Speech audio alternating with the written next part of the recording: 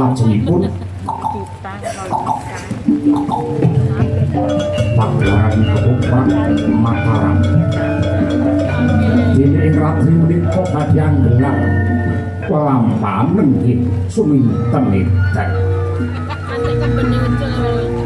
ewa dene suminten katindakaken dening Mbak Tatin Ditok Jemblok Marsiah katindakaken dening Mbak Elisa Orcarus Alaso Mbah Waloyo dados dingklik karo dadi Mas Brotonipun pramila saking menika monggo sesarengan hamirsani glaring ketoprak Mataram matur nuwun.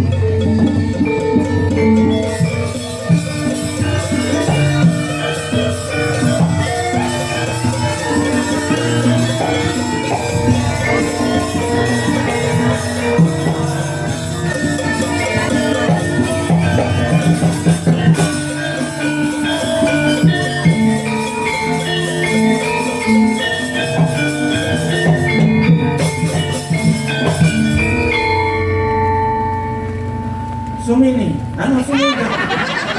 Sampeyan pisanan wis kleru lho mun. Yo iso kok untuk rakyat lang. Dibilang Sumini ora adoh kok. Ken Mas. Duh Suminten. Pripun to? Monggo ayune sejagat digoni jeneng aku ora tresno kawan sliramu. Wes lho aku urung sida apa wis mira tresno lho. Lancang Subroto. Lancang. Aku wis ngerti ceritane kok ae. Ceritane bubar wae wis rampung. Ojo wong ayu kene rada caket kene nek iki ojo banget kok ya. Jenengan menika mantu-mantu saestu lho Mas. Kok caket mriki to Mas? Ojo kaya ngono Suminten. Kok aja kaya ngono pripun to Mas? Wong tresno iki tukul sepati. Sekejap to Mas. Panjenengan menika Kamu gerak ojo banter-banter. ya wis salah kamu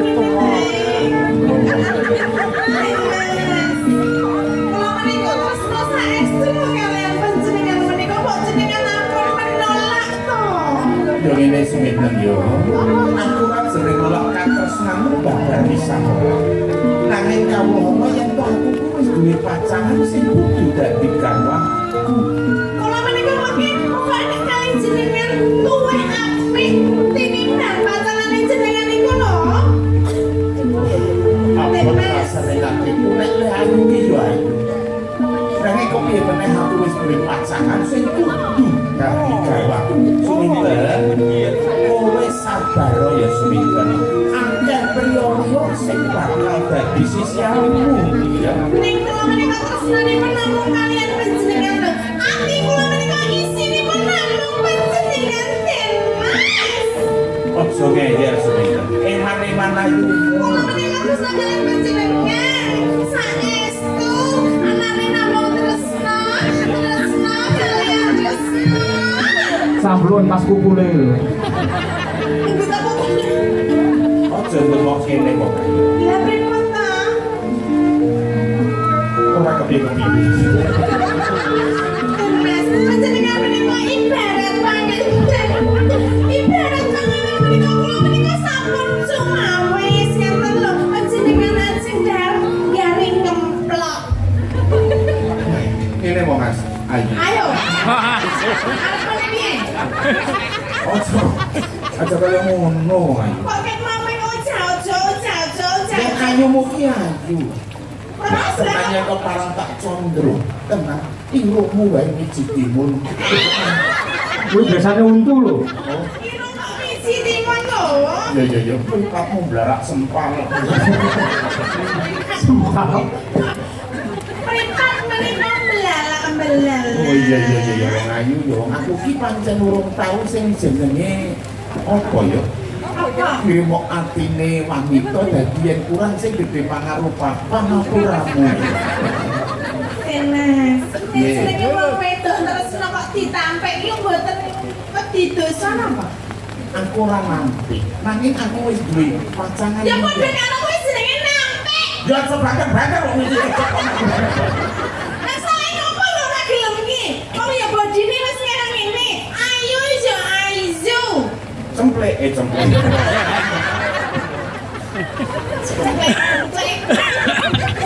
Nggak kok kene cemplek. Lagi pasangan. Kene wong ayu.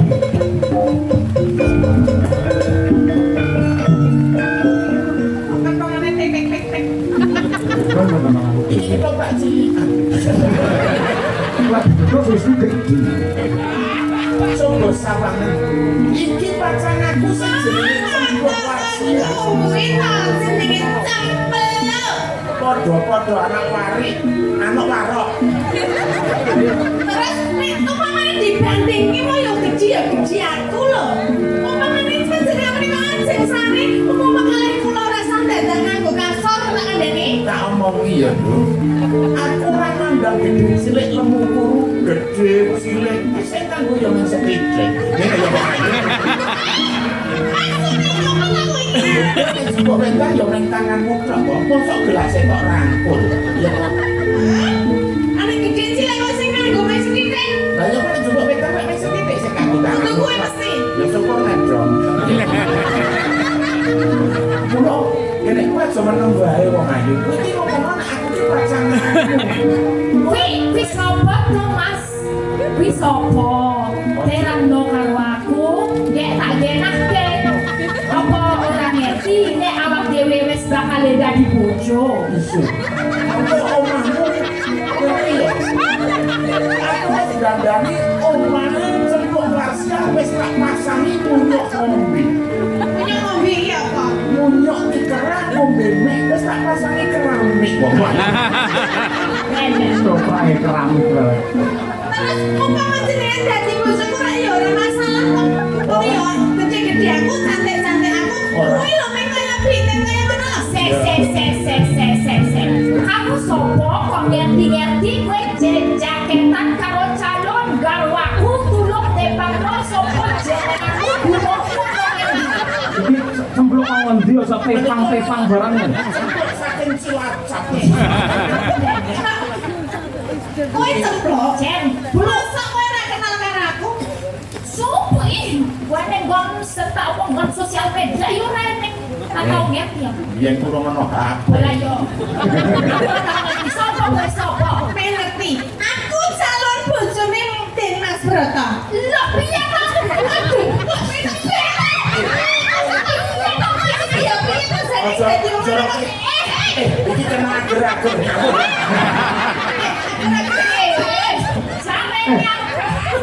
Sik to, ralat sik. Instruksi sing jenenge Broto iki tegas, keras, berwibawa. Lah nek ketanggur tenangku ya kono ora oleh ngomong. Aja koyo ngono kok. Piye? Ngene lho. Apa? Mau kan wis iki simplok. Iki cara bojoku. Sakku jentuk. Aku iki mau wis dadi. Ini mami.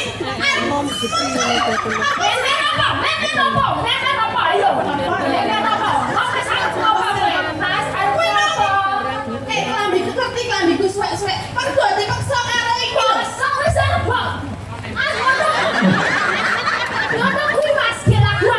Ning akhire dhek ora iso mergo sosise layu.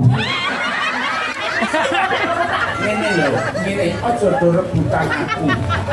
Ngene, aku ki wong lanang. Wah, kasih salah iki. Aku tegas ki bahwa ngene. Kok kowe wedok? Iki ya wedok. Aku lanang. Terus? Dadi bedane, kowe wedok aku lanang.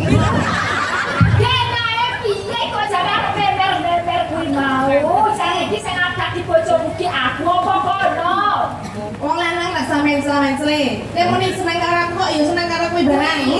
Lah ya manusiawi kok. Awak dhewe wis nyebar undangan iki calon bojoku ya Sing ngomong iki calon apa? apa? Sopo jenengmu mau? Wis ngene wis. Ngene wis. Kowe ayo. Ayo lesu. Balik. Udah malah do kecokan. Iku saja mau. Apa? Kok dadi ngono to? Iki apa kamu? Yo, aku seneng karo kowe. Ning aku siji.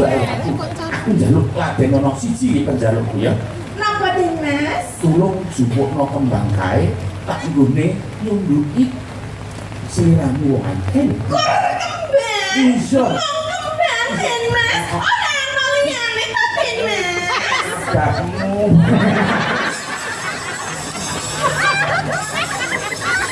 Sorry aku mabar mantep teh. Oh, jare mangan sate wedhus. Iya mangan sate wedhus. Oh, bisa mangan pete.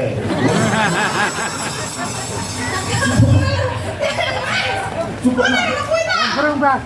Jupukno kembang apa? Tak jupuke. Saestu jenengan mangtosi mriki kula njupuk kembang secilit ra ya. Iya, ayo. Iki nek rata tinggal rumah. Sebelum aja larani aku tetep dadi bojomu cukup ben nek dadi wong kok ora ngerti ya.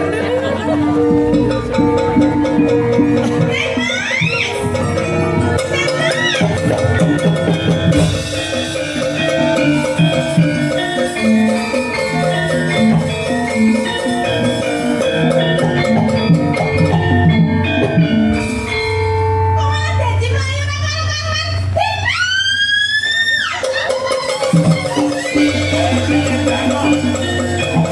Ayo aku naikkan.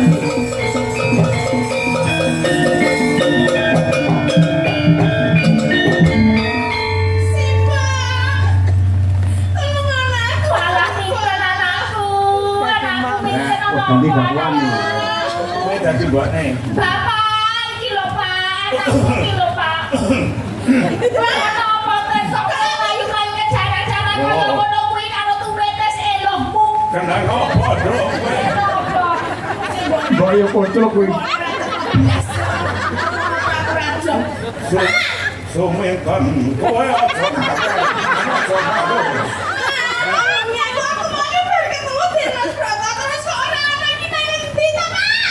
Mas Broto ki sapa? Iki kalau mau nek yo arep dadi bojone Suminten, apa wis ketemu Wis karo ketemu, Mas ya. Broto? Wah, Menane piye nek jane iki Suminten ki ora bakal karo Broto ki terangno ngono lho, Pak. ngene lho, Ten Suminten. Wingi iki jane ya sarep dadi bojomu. Ning ana patih putusane Kanjeng Adipati iki sing nang nggone kewarokan ku mau isine Mbak. Nek omah warok kok. Kuwi ceritane tak kirake arep ngenai pikukon jebulane awas gamane ya kok. Iki mau bakal oke.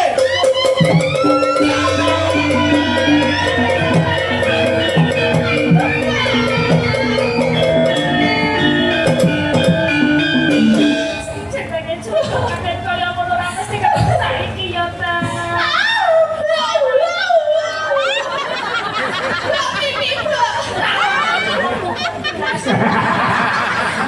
Aku terus piye boleh ngene sanane padahal aku ki wingi wis nyiapke manten nang ki arep nanggap bayang lho, Aku nanggap kuwi lho, sapa jenenge sing dalang rapat yo kondang kuwi lho. Jenenge Cahyo Kunadi kok sapa kuwi lho. Saiki kan kondang kok ora pati kondang ki piye? Kondang lho. Kondang. Kondang apa nih? Oh, ya kan nanggap kuwi lho. Wah, aku diwani golek ide Mas Roy. Golek ana Suminten, mbokne. Kowe bubuk karo aku wae. Aja ngono ki anakku nek diumbar ki anakku wis nek ganti. Wes tak duduk. Nek ketemu tak dedek. Pak, Oh, so. ya, Pak, aku ki nek ngene iki, Pak. Wis Aku mangke, aku iki wis ngono lho, Pak. Aku wis dandan sampe ngene iki to, Mbak. elingo nduk cahayu. Iki sesuk aku dandane kuwi lho, sing kene diorek-orek kae lho, Pak. Anggapke wayang, pitung dina pitung bengi, Pak. Iya. Pak, Saiki gak ngomong. lek iki piye? Oke, sudah dipotong. Piye apa? Saya ceritane iki ngono kuwi. Piye joget ya? Aku ngarai. Gak turut kono.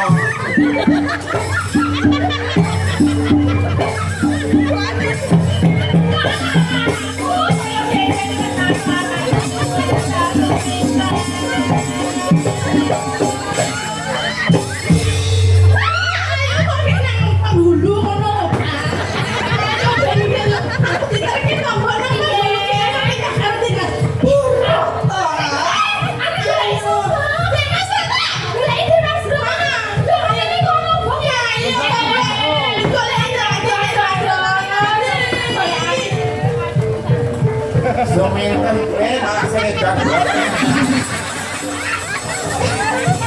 Kowe sing gawe edan ora? Belum. Piye kok bagi edano? Kancane. Ayo golek duit. Ora gelek duwe diwae gendeng kuwi.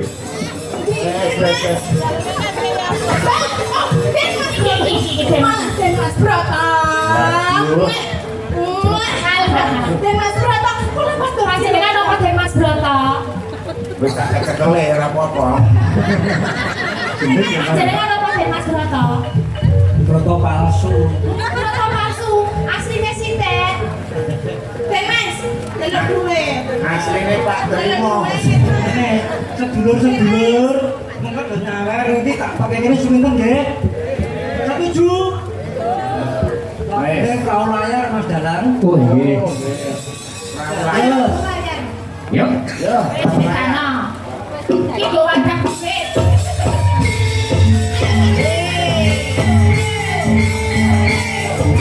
Dos mikir.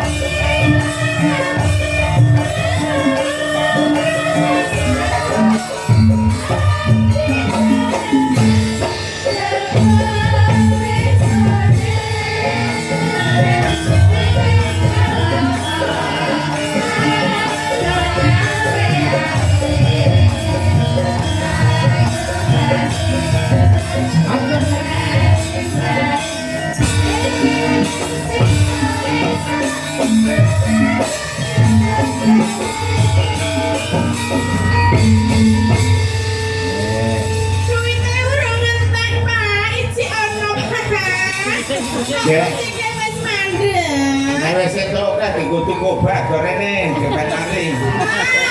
Pokoknya ora entuk Mas Broto.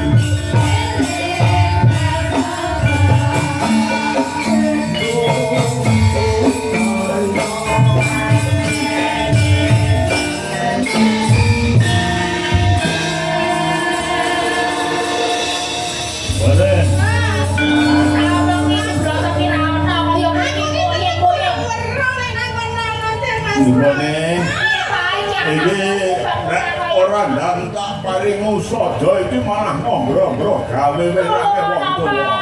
Iki mari piye carane? Aku ki ora edan kok ditambani apa ta, Pak? Tak tambanane engko nek wis mari tak undangke Den Mas Broto.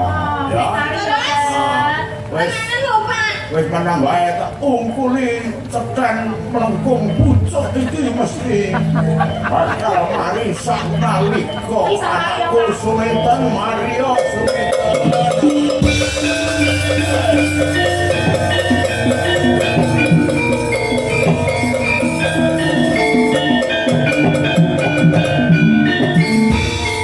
Wah, monggo Den Mas Broto.